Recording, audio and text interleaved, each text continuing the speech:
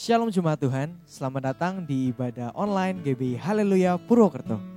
Bersama saya Juan, mari sama-sama kita menyaksikan informasi untuk satu pekan ke depan. Di hari Senin akan diadakan Bisik, Bincang Asik, JC dan Sinergi. Bagi teman-teman muda, bagi teman-teman remaja, saya undang kita mau sama-sama gabung di Bisik ini karena kita akan sama-sama mengobrol dan pastinya mengobrol yang berkualitas ya. Di mana tempatnya? Ada di Instagram JC dan Instagram Sinergi. Di hari Selasa, di hari Kamis, dan di hari Sabtu akan diadakan doa pagi pada pukul 5:30 pagi. Mari Bapak Ibu Saudara semuanya, sebelum kita mengawali aktivitas kita di hari-hari ini, mari kita sama-sama tergabung dalam doa pagi ini. Di hari Kamis akan diadakan menara doa JC dan Sinergi pada pukul 6 sore yang bertempat di Zoom Meeting. Bagi teman-teman pemuda, teman-teman remaja, pastikan hadir ya di hari Kamis jam 6 sore. Dan bagi rekan-rekan dewasa muda, di hari Kamis juga akan diadakan Unlimited Fellowship pada pukul 7 malam.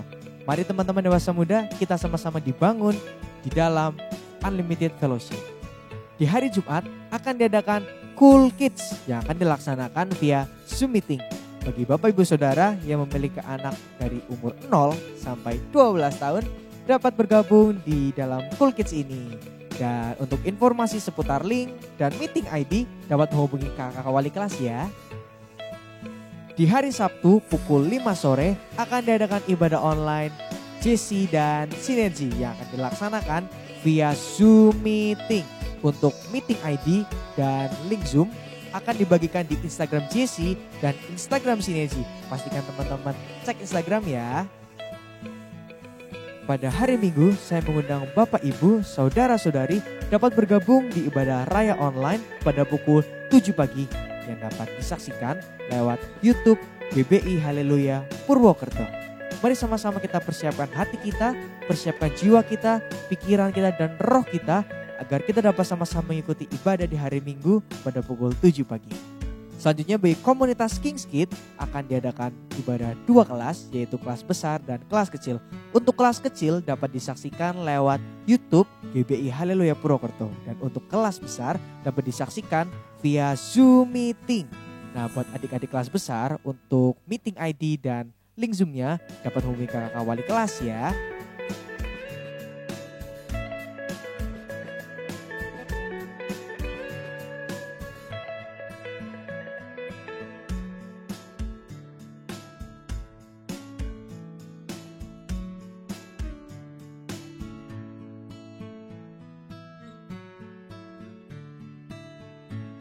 Demikian informasi untuk satu pekan ke depan. Saya Juan beserta seluruh kru yang bertugas pamit undur diri. Selamat hari Minggu dan Tuhan Yesus memberkati.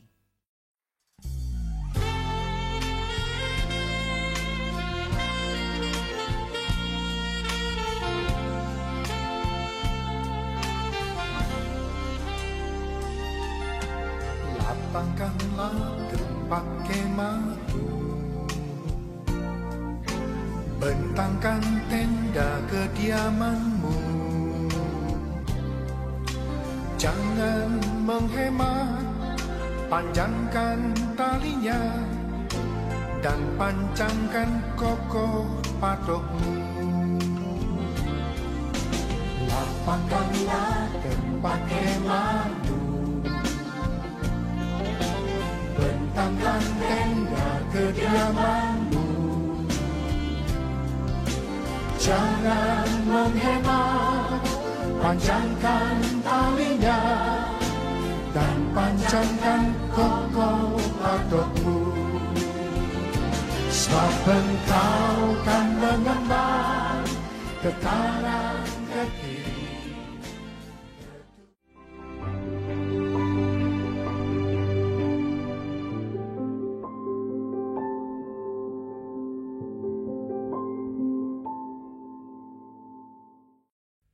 Shalom Bapak Ibu Saudara.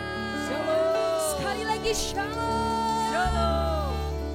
Bagaimana kabarnya? Pasti luar biasa, amin. Amin. Berjumpa lagi kita di minggu ini Penyertaan Tuhan sungguh luar biasa sampai kita tiba di minggu terakhir di bulan Oktober, bulan ke-10 di tahun ini. Mari Bapak Ibu Saudara, sebelum kita datang beribadah kepada Tuhan, mari berikan posisi yang terbaik untuk sama-sama kita datang menyembah Dia. Mari saya mau mengajak kita semua untuk sama-sama satukan hati kita mau berdoa. Tuhan Yesus yang baik, terima kasih Bapa buat penyertaan Tuhan. Buat kasih-Mu yang tiada batas yang mengalir atas setiap hidup kami Bapa. Sebentar Tuhan dari tempat kami masing-masing, kami mau memuji, kami mau menyembah Engkau Bapa. Kiranya Bapa lahir mazmur nyanyian yang baru memberkati Engkau Bapa. Terima kasih Bapa, terima kasih Yesus. Hanya di dalam nama Tuhan Yesus, mari sama-sama katakan amin. Saya yakin dan percaya dimanapun kita berada, kita sama-sama semangat memuji menyembah Tuhan. Haleluya.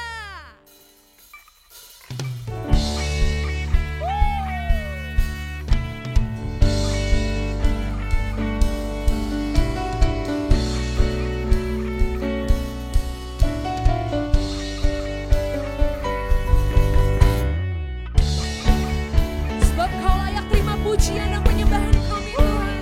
Sorakan haleluya.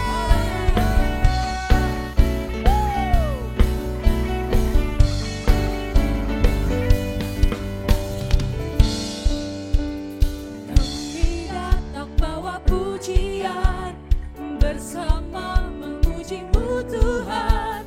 Satukan suara dan nyanyikan sorak kemenangan.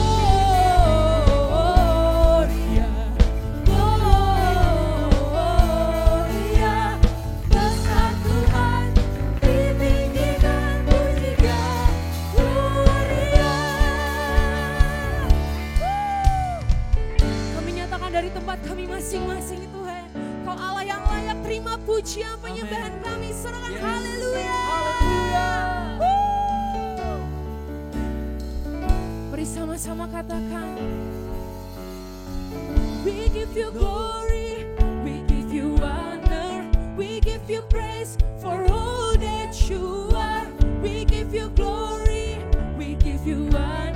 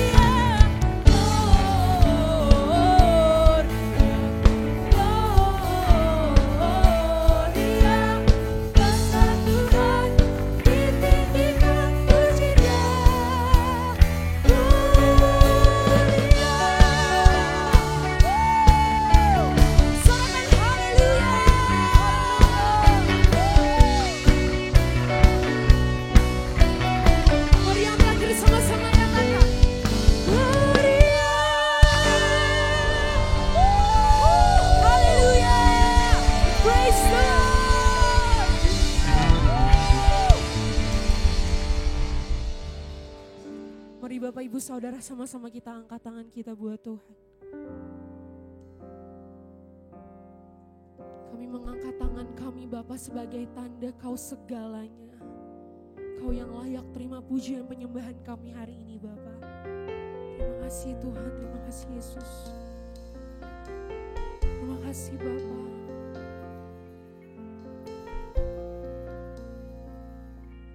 Mari sama-sama katakan. Kau Tuhan yang mengasihiku, kuasa-Mu memulihkanku, hati yang baru Kau berikan untukku dapat melihat rencana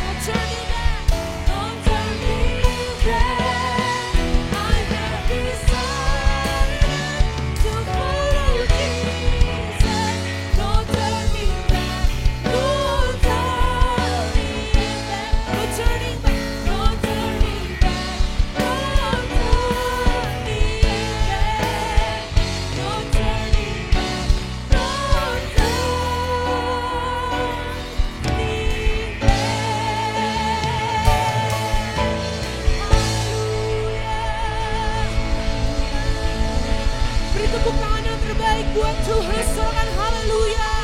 Syikir barara karala berala berala berala besyikir barara berala. Kau segalanya Tuhan dalam hidup kami. Segalanya ada di dalam-Mu. Segala yang kami butuhkan ada di dalam-Mu Tuhan ya Bapa. Jangan tinggalkan setiap kami. Jangan tinggalkan setiap kami Bapa, tapi buat kami terus melekat sama Engkau. Biar lagu ini Tuhan menjadi deklarasi bagi setiap kami. Kalau kami enggak akan balik kepada hidup kami yang lama, tapi kami mau terus pandang Engkau, berjalan bersama-Mu, masuk dalam dimensi yang baru, masuk dalam rencana Tuhan yang lebih lagi dalam kehidupan kami. Terima kasih Bapa, terima kasih Yesus. Ini pujian penyembahan kami Bapa. Kami naikkan yang terbaik buat Engkau. Biar Kau diberkati lewat pujian penyembahan kami. Terima kasih Bapa, terima kasih Yesus. Hanya di dalam nama Tuhan Yesus, mari sama-sama katakan amin.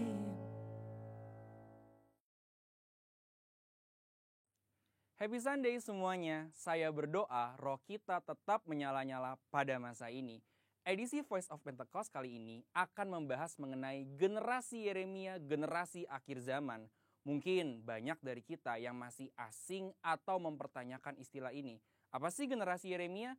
Sesuai dengan pesan Tuhan mengenai Pentakosta ketiga yang akan membangkitkan generasi Yeremia, yaitu anak-anak muda yang dipenuhi Roh Kudus, cinta mati-matian kepada Tuhan Yesus, tidak kompromi terhadap dosa, dan akan bergerak untuk memenangkan jiwa.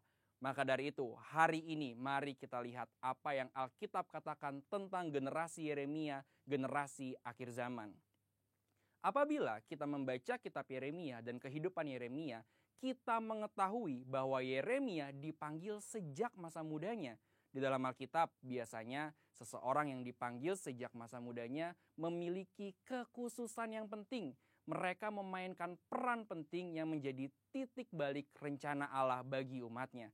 Kita juga dapat menemukan bahwa kehidupan dan pelayanan Yeremia memiliki korelasi dengan anak-anak muda yang sedang melayani Tuhan pada masa ini. Yang pertama, Yeremia hidup dan melayani dalam zaman yang unik, di mana bangsa Yehuda akan memasuki satu era yang baru. Pemahaman-pemahaman dan cara hidup mereka yang lama kini harus diperbaharui. Yeremia hidup mengikuti tuntunan dan pesan Tuhan sehingga dapat memasuki era baru ini.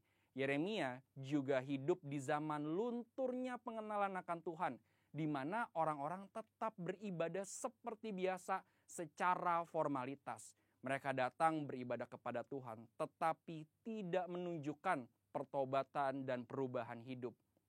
Apabila kita melihat hari ini, ada berapa banyak orang Kristen yang beribadah tetapi hatinya menjauh dari Tuhan. Maka dari itu, generasi Yeremia adalah generasi yang siap memasuki era baru dengan cara penuh Roh Kudus dan menyuarakan pertobatan besar-besaran. Yang kedua, Yeremia dipanggil kepada gaya hidup penyangkalan diri yang radikal. Dalam Yeremia 1 ayat 17-18, Tuhan meminta Yeremia tidak gentar menyuarakan hal yang bertentangan dengan dosa dan pelanggaran. Yeremia sangat banyak menyangkal dirinya. Ia bahkan diminta untuk tidak menikah, mengingat bangsanya akan memasuki keadaan darurat. Hal ini bukan berarti semua generasi Yeremia dipanggil untuk tidak menikah, tetapi ini menjadi contoh betapa sungguh-sungguhnya generasi Yeremia harus menyangkal dirinya. Hari-hari ini kita juga sedang memasuki keadaan darurat akibat dari merebaknya COVID-19 dan krisis ekonomi yang mempengaruhi seluruh dunia. Mungkin keadaan darurat hari ini menjadi tanda bangkitnya generasi Yeremia. Maka generasi Yeremia adalah generasi yang siap menyangkal dirinya bagi rencana Tuhan dalam banyak hal. Generasi yang cinta mati-matian kepada Tuhan Yesus dan akan melayani Indonesia seperti yang belum pernah terjadi sebelumnya. Yang ketiga, Yeremia mendapatkan pesan mengenai fase selanjutnya dari rencana Tuhan. Yeremia 31 ayat 33-34 mengatakan, Tetapi beginilah perjanjian yang kuadakan dengan kaum Israel sesudah waktu itu. Demikianlah firman Tuhan. Aku akan menaruh Tauratku dalam batin mereka dan menuliskannya dalam hati mereka. Maka aku akan menjadi Allah mereka dan mereka akan menjadi umatku. Dan tidak usah lagi orang mengajar sesamanya atau mengajar saudaranya dengan mengatakan, kenallah Tuhan, sebab mereka semua besar kecil akan mengenal aku. Demikianlah firman Tuhan, sebab aku akan mengampuni kesalahan mereka dan tidak lagi mengingat dosa mereka. Dari ayat ini kita mengetahui bahwa Yeremia adalah pembawa pesan mengenai suatu perjanjian yang baru, di mana keadaan Israel akan dipulihkan karena tugas mereka belum selesai, yaitu datangnya Mesias Tuhan Yesus Kristus. Maka dari itu, generasi Yeremia adalah generasi yang membawa pesan Tuhan tentang kedatangan Tuhan Yesus Kristus yang didahului oleh penggenapan amanat agung. Hari ini, mari saudara sekalian, kita meresponi panggilan Yeremia dengan cara hidup penuh Roh Kudus, cinta mati-matian kepada Tuhan Yesus, tidak kompromi terhadap dosa, dan bergerak memenangkan jiwa. Tuhan Yesus memberkati.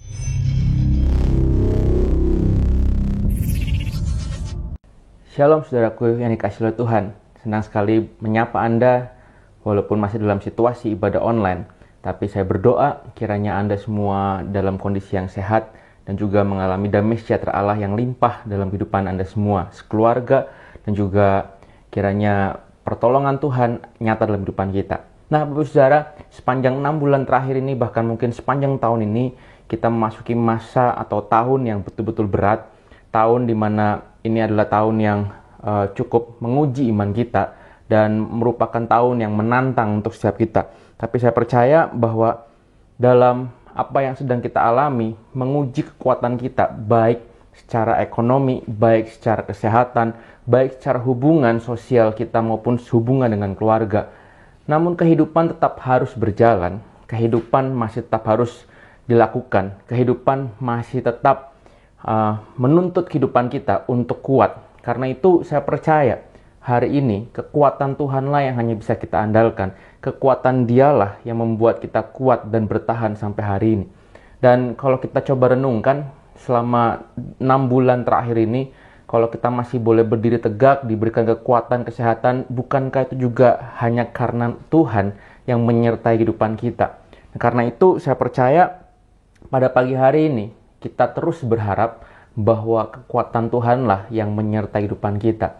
Sekali waktu Rasul Paulus berdoa untuk jemaat di Kolose, dan tercatat di dalam Kolose pasal yang pertama di ayat yang ke-9 sampai ayat yang ke-11 dikatakan begini. Sebab itu sejak waktu kami mendengarnya, kami tiada berhenti-henti berdoa untuk kamu. Kami meminta supaya kamu menerima segala hikmat dan pengertian yang benar untuk mengetahui kehendak Tuhan dengan sempurna, sehingga hidupmu layak di hadapannya serta berkenan kepadanya dalam segala hal.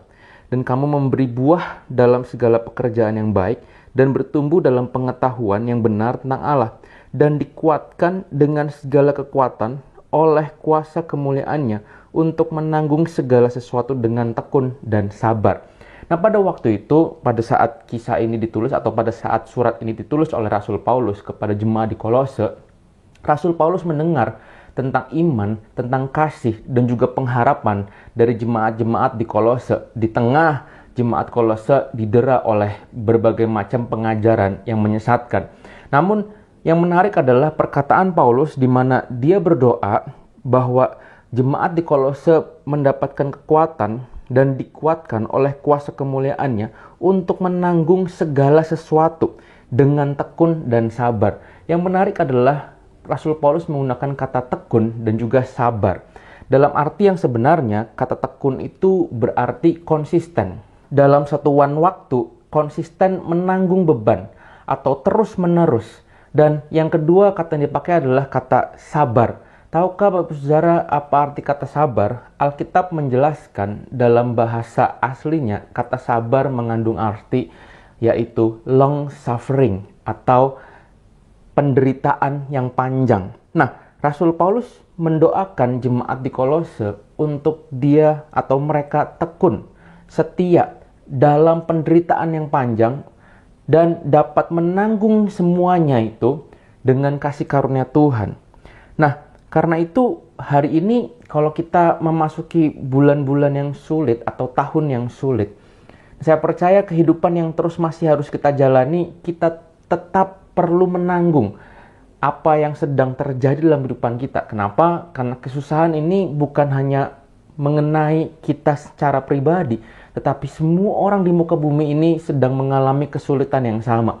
Tantangan yang mungkin menghadapi tantangan yang sama. Nah, karena itu Bapak Saudara, hanya di dalam Tuhanlah kita bisa menanggung semuanya, karena di dalam Tuhanlah ada kekuatan yang sejati. Di dalam Tuhanlah ada kekuatan yang dapat menolong kehidupan kita semua. Nah, karena itu saya berdoa hari ini kiranya Tuhan memberikan kita kekuatan, kiranya Tuhan memberikan damai sejahtera, kiranya Tuhan memberikan kuasanya untuk kita bisa dapat tekun dan sabar dalam setiap perjuangan yang menantang yang ada di depan kehidupan kita. Nah, karena itu Bapak Saudara, Habakuk pasal yang ketiga ayat yang ke-19 menyatakan seperti ini atau berkata seperti ini. Allah Tuhanku itu kekuatanku. Ia membuat kakiku seperti kaki rusa, ia membiarkan aku berjejak di bukit-bukitku. Nah, Habakuk berkata bahwa Allah itu kekuatanku. Kita tahu bahwa Habakuk pada saat dia menulis tulisan ini, dia sedang ada dalam situasi yang sulit, situasi yang chaos. Bangsa Israel sedang chaos oleh karena penjajahan. Nah, Habakuk menulis di kalimat akhir dari suratnya bahwa Allah Tuhanku itu kekuatanku. Dan saya percaya hari ini mungkin ada dari Bapak Saudara yang sedang mengalami kelemahan. Ada dari Bapak Saudara yang sudah mengalami capek secara fisik, capek secara jiwa, capek secara kerohanian kita. Kerohanian kita mungkin sudah mulai kering. Tapi saya mau ingatkan pada pagi hari ini bahwa hanya ada di dalam Tuhanlah kasih kekuatan yang sejati. Kasihnya mempengaruhi kehidupan kita sehingga kita bisa mempunyai kekuatan yang baru hari demi hari. Nah, bagaimana caranya kita mendapatkan kekuatan yang baru dalam kehidupan kita bersama dengan Tuhan, bersama dengan Kristus yang ada dalam kehidupan kita? Karena kita tahu tidak ada kekuatan yang lain yang dapat mampu membuat kita tetap berjejak kuat dengan apa yang sedang kita hadapi hari-hari ini. Hanya karena Tuhanlah kita mampu. Karena itu bagaimana caranya? Mungkin dari Bapak Saudara yang bertanya-tanya, ada dari Bapak Saudara yang sudah mulai menjerit, ada Bapak Saudara yang mungkin merasa bahwa aku sudah nggak tahan lagi. Bapak Saudara, saya mau kasih tahu hari ini, ada kekuatan dalam firman Tuhan.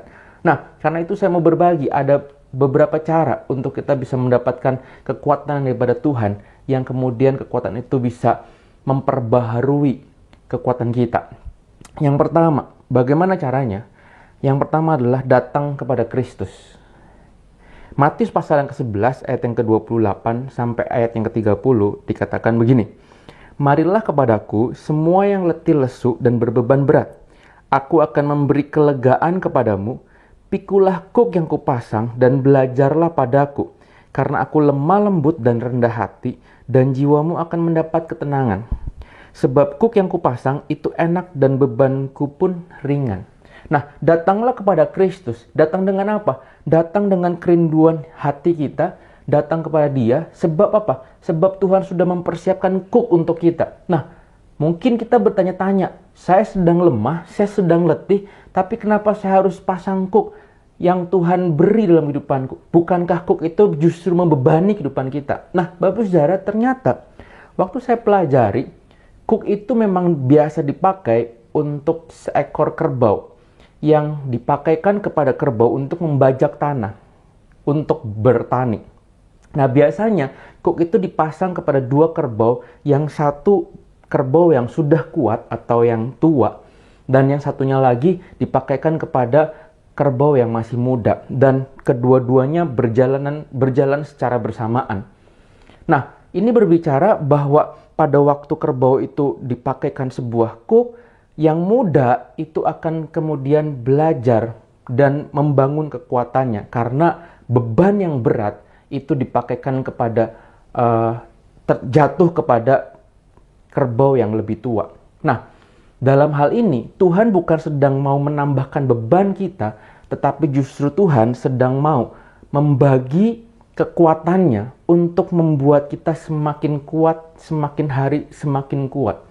Nah, saya suka sepeda, Bapak Saudara, dan biasanya kalau saya sedang pergi naik sepeda touring ke tempat yang sedikit lebih jauh, saya biasanya bersama dengan rombongan sepeda, dan biasanya di rombongan sepeda tersebut ada yang satu orang yang memang lebih kuat daripada yang lainnya. Dan biasanya yang lebih kuat ini akan selalu berada di posisi yang terdepan dalam barisan sepeda. Dan kita menyebutnya road captain atau RC. Nah, biasanya RC ini adalah orang yang kuat dan dia berada di posisi yang paling depan. Untuk apa? Untuk menahan angin supaya yang di belakang yang lebih lemah bisa tetap melaju dengan kecepatan yang konstan tanpa terkena angin, dan kita bisa sampai ke tempat tujuan dengan kecepatan yang sama dan rata tanpa memandang kekuatan kita. Nah, karena itu Bapak Saudara, sama seperti itulah Tuhan kita. Dia berkata, "Datanglah kepadaku karena aku yang akan memberikan kekuatan kepadamu, aku akan memberikan kelegaan kepadamu." Dia yang menanggung beban kita, sehingga apa? Sehingga kita bisa tetap kuat, dan semakin lama kita justru semakin kuat, sama seperti Tuhan kita yang kuat. Nah, itu yang terjadi pada waktu kita datang kepada Tuhan. Nah, yang kedua Bapak Saudara, bagaimana kita bisa mendapatkan kekuatan yang sejati dalam Tuhan? Yang kedua adalah menantikan Kristus. Setelah kita datang, kita menantikan Dia. Yesaya pasal yang ke-40 ayat yang ke-29 sampai ayat yang ke-31 dikatakan seperti ini. Dia memberi kekuatan kepada yang lelah dan menambah semangat kepada yang tiada berdaya. Orang-orang muda menjadi lelah dan lesu, dan teruna-teruna jatuh tersandung. Tetapi orang-orang yang menanti-nantikan Tuhan mendapat kekuatan baru. Mereka seumpama raja wali yang naik terbang dengan kekuatan sayapnya. Mereka berlari dan tidak menjadi lesu. Mereka berjalan dan tidak menjadi lelah. Nah, ayat ini mengatakan bahwa orang-orang muda menjadi lelah, teruna-teruna jatuh tersandung. Nah, kita belajar dari sini bahwa pada waktu kita hanya mengandalkan kekuatan fisik, maka ada batasnya. Sedangkan pada waktu kita menantikan Tuhan, kita akan mendapatkan kekuatan baru. Nah, kata menantikan itu berarti kita menunggu dengan berharap atau sabar menanti. Nah, tahukah Bapak Saudara, seringkali kita justru jatuh dalam persoalan yang jauh lebih berat hanya karena kita tidak mau menunggu apa yang menjadi pertolongan Tuhan dalam kehidupan kita. Ambil contoh, sekali waktu Saul sedang berperang. Saul pada waktu itu sudah diperingatkan untuk menunggu Samuel yang biasanya sebelum berperang membakar korban bakaran. Tetapi Saul merasa terdesak, Saul tidak sabar, dan pada waktu dia tidak sabar menanti, maka apa yang terjadi? Kita tahu ceritanya. Saul kehilangan kemuliaan Tuhan, Saul kehilangan pengaruh daripada Tuhan dan Roh Kudus. Nah, karena itu Bapak Saudara, hari ini kalau kita merasa bahwa kita sedang terjebak dalam situasi yang sulit, kita ada dalam situasi yang berat, saya mau kasih tahu, nantikanlah Tuhan. Karena pada waktu kita menantikan Tuhan dengan penuh harap, dengan penuh sabar, Dia akan memberikan pertolongan tepat pada waktunya. Dia akan memberikan kekuatan kepada kita tepat pada waktunya. Ibrani pasal yang keempat ayat yang ke-16 dikatakan seperti ini. Sebab itu marilah kita dengan penuh keberanian menghampiri tahta kasih karunia, supaya kita menerima rahmat dan menemukan kasih karunia untuk mendapat pertolongan kita pada waktunya. Tahukah Bapak Saudara, orang yang menantikan Tuhan penuh harap, penuh kesabaran, kita akan mendapatkan pertolongan kita pada waktunya. Nah, hari ini mungkin kalau kita merasa bahwa pertolongan Tuhan belum datang dalam kehidupan kita, tetap nantikan penuh dengan kesabaran. Nantikan penuh dengan harap, nantikan penuh dengan keyakinan dan iman bahwa Tuhan tidak akan membiarkan umatnya jatuh sampai tergeletak. Tuhan pasti akan segera menolong tepat pada waktu kita membutuhkan pertolongan. Nah, yang ketiga Bapak Saudara, yang terakhir. Bagaimana kita mendapatkan kekuatan dari Kristus yang sejati? Setelah kita datang kepada Kristus, menantikan Kristus, maka yang ketiga, yang terakhir adalah mengandalkan Kristus. Kita tahu tadi dari kisah atau dari ayat Yesaya pasal yang ke-40, kekuatan kita ada batasnya. Fisik kita ada batasnya. Kekuatan pikiran kita, jiwa kita ada batasnya. Tapi pada waktu kita mengandalkan Kristus, itu berbicara kita betul-betul menyerahkan kehidupan kita total kepada Tuhan dan membiarkan Tuhan yang bekerja dalam kehidupan kita. Kita mendapatkan kekuatan yang baru karena pada dasarnya kekuatan Dialah yang bekerja, bukan kekuatan hidup kita sendiri. Nah, Rasul Paulus menjelaskan seperti ini, bahwa pada waktu dia berada dalam kelemahan, justru kuasa Tuhan bekerja atau power dari Tuhan itu bekerja. Dalam 2 Korintus pasal yang 12 ayat yang ke-9 sampai ayat yang ke-10 dikatakan seperti ini. Tapi jawab Tuhan kepadaku, cukuplah kasih karuniaku bagimu. Sebab justru dalam kelemahanlah kuasaku menjadi sempurna. Sebab itu terlebih suka aku bermegah atas kelemahanku, supaya kuasa Kristus turun menaungi aku. Karena itu aku senang dan rela di dalam kelemahan, di dalam siksaan, di dalam kesukaran, di dalam penganiayaan, dan kesesakan oleh karena Kristus. Sebab jika aku lemah, maka aku kuat. Nah, apa yang dikatakan oleh Rasul Paulus ini sepertinya nggak masuk logika kita. Karena dia berkata, pada waktu aku mengalami kelemahan, justru kuasa Tuhan bekerja. Nah, Bapak Saudara, yang Rasul Paulus maksud adalah kelemahan secara tubuh. Sadarkah kita bahwa pada waktu kita mengandalkan kekuatan kita secara fisik, maka justru kekuatan Tuhan tidak bekerja dalam kehidupan kita.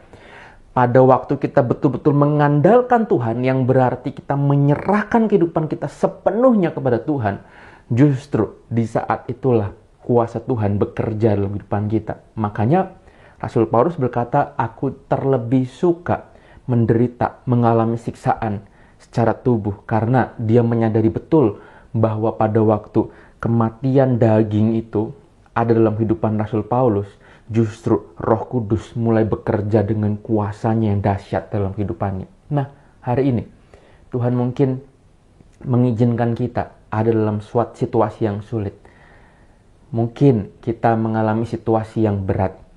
Tapi bukankah itu menjadi sebuah kesempatan untuk kita mematikan keinginan-keinginan daging kita, mematikan kekuatan daging kita, dan belajar berserah kepada Tuhan supaya kekuatan Tuhan nyata sempurna atas kehidupan kita. Nah, Bapak Saudara, saya mau kasih tahu bahwa kita seringkali merasa tidak berdaya, kita seringkali merasa lemah, tapi sebenarnya dalam kehidupan kita ada kekuatan yang lebih besar yang belum kita rasakan. Mungkin kita tidak menyadarinya, tapi saya mau kasih tahu, you are stronger than you think. Kita lebih kuat, Anda lebih kuat daripada Anda yang dapat Anda pikirkan, karena Kristus ada dalam kita. Saya tutup dengan cerita sebuah kisah nyata dari seorang yang bernama Desmond Doss. Dia lahir dari keluarga Kristen yang baik, dari pengajaran seorang ibu yang mengajarkan iman Kristiani. Dan pada waktu kecil, pada waktu dia bermain dengan kakaknya, dia hampir saja membunuh kakaknya. Dan sampai pada waktu itu, dia bertekad bahwa dia tidak akan menggunakan senjata dan memegang senjata. Nah, bertumbuh, dia pada waktu remaja tidak tahan melihat teman-temannya ikut dalam wajib militer, sehingga dia mendaftar kepada wajib militer pada waktu itu di Amerika. Dan pada waktu pelatihan wajib militer, dia harus menggunakan senjata. Tapi karena dia punya tekad dan dia punya trauma bahwa pada waktu kecil dia hampir membunuh kakaknya, dia tidak mau memegang senjata sama sekali. Dan itu menjadi bualan atau menjadi bahan bulian dari teman-temannya. Karena dia dianggap menjadi orang yang lemah, tentara yang lemah dan tidak berani. Dan sampai pada akhirnya dia diterjunkan dalam sebuah perang untuk merebut tempat yang bernama Hacksaw Ridge di sebuah Okinawa, atau di sebuah tempat di Okinawa di Jepang. Dan kisah ini berlangsung pada waktu Perang Dunia Kedua. Dan apa yang dia lakukan pada waktu dia melihat teman-temannya berjuang, yang dia lakukan adalah berlari di tengah peperangan itu dan mencari orang-orang yang terluka, teman-temannya yang terluka, dia angkat, dia bawa ke dalam sebuah tempat di mana tempat itu adalah ujung dari peperangan, yang kemudian orang yang dia angkat diturunkan dalam sebuah lembah menggunakan tali. Dan pada waktu mulai dia kelelahan, setiap kali dia mau mengambil teman yang terluka, dia berdoa kepada Tuhan, berikan aku kekuatan, satu orang lagi. Lalu dia berlari ke tengah peperangan, di tengah hujaman peluru dan juga hujan bom yang sedang meletus. Pada waktu itu, Desmond Doss menyelamatkan kurang lebih 75 orang dari teman-temannya. Nah, keberanian inilah, kekuatan dia dianugerahkan penghargaan yang sangat besar yang bernama Medal of Honor. Penghargaan yang tertinggi yang bisa diraih oleh tentara di Amerika. Dan dia menjadi seorang yang dinobatkan menjadi conscientious objector, yakni orang yang menolak ikut perang namun menerima penghargaan yang tertinggi dalam militer Amerika. Nah, saya percaya Bapak Saudara, Desmond Doss hanyalah pribadi biasa, tapi dia mendapatkan kekuatan karena dia percaya kepada Tuhan dan dia berdoa setiap kali mau menyelamatkan satu nyawa lagi. Hari ini saya mau mengajak kehidupan kita. Anda lebih kuat daripada apa yang Anda bisa pikirkan. Bersama dengan Kristus, Anda kuat. Mari kita berdoa, Tuhan, berikan kekuatan dalam kehidupanku untuk menghadapi situasi-situasi yang sedang terjadi hari-hari ini. Saya percaya firman Tuhan akan membuat kita kuat. Datang kepada Tuhan, nantikan Dia penuh dengan pengharapan, dan serahkan kekuatan kita sepenuhnya kepada Tuhan. Biarkan Tuhan yang bekerja dalam kehidupan kita. Amin untuk firman Tuhan. Mari kita berdoa. Sungguh hati kami bersyukur Bapa, kebenaran firman Tuhan menguatkan setiap kehidupan kami pada pagi hari ini, untuk kami tetap kuat, untuk kami boleh mendapatkan kekuatan yang sejati. Kami menghadap hadirat-Mu Tuhan, kami datang kepadamu, dan kami mau menanti-nantikan pertolongan yang daripada Tuhan. Dan inilah setiap kehidupan kami Tuhan, kami mengangkat tangan kami, tanda kami berserah kepadamu, dan kami minta Tuhan kiranya kekuatan-Mu lah yang menyertai setiap kehidupan kami, dan kiranya Roh Kudus Engkau yang memberikan kami hikmat untuk kami boleh keluar dari setiap persoalan dan pergumulan kehidupan kami. Hamba-Mu berdoa mengangkat tangan untuk orang-orang yang sedang mengalami kelemahan tubuh. Hamba-Mu berdoa kiranya Tuhan Engkau yang menyembuhkan, darah-Mu yang menyembuhkan kehidupan mereka semua, memberikan kekuatan di dalam nama Tuhan Yesus. Dan hamba-Mu berdoa mengangkat tangan untuk orang-orang yang sedang mengalami kesulitan dalam ekonomi. Di dalam nama Tuhan Yesus, Engkau juga Tuhan yang memberikan hikmat supaya mereka boleh keluar dari persoalan-persoalan yang sedang menjerat kehidupan mereka. Dan kami berdoa Tuhan kiranya pertolongan-Mu datang atas kehidupan kami. Dan kami percaya kami boleh melihat perbuatan-Mu yang dahsyat dalam kehidupan kami. Dalam setiap kesesakan, dalam setiap aniaya, dalam setiap pergumulan, Engkau yang meluputkan kami dan Engkau memberikan kami kemenangan dan kemenangan Tuhan. Kami sungguh bersyukur untuk pagi hari ini. Kiranya firman yang boleh kami dengar itu boleh tertanam kuat dalam kehidupan kami. Dan kami boleh melakukannya dalam kehidupan ini. Sehingga kami percaya Tuhan, nama-Mu dipermuliakan, nama-Mu ditinggikan. Dan kami boleh menjadi saksi bahwa Engkau ada dalam kehidupan kami. Engkau menyertai setiap langkah hidup kami. Dan Engkau bekerja dengan cara-Mu yang dahsyat dan ajaib. Kami sungguh bersyukur Tuhan. Karena itu sekali lagi kami mengangkat tangan kami. Kami menutup ibadah pada pagi hari ini dengan menerima segala rahmat berkat daripada Allah Bapa, cinta kasih daripada Tuhan Yesus Kristus yang menyertai kehidupan kami mulai hari ini sampai Engkau menjemput kami yang kedua kalinya. Hanya di dalam nama Tuhan Yesus kami berdoa dan menerima berkat. Hanya di dalam nama Tuhan Yesus kami berdoa. Haleluya. Amin. Selamat hari Minggu Bapak Saudara. Tuhan Yesus memberkati kita semua.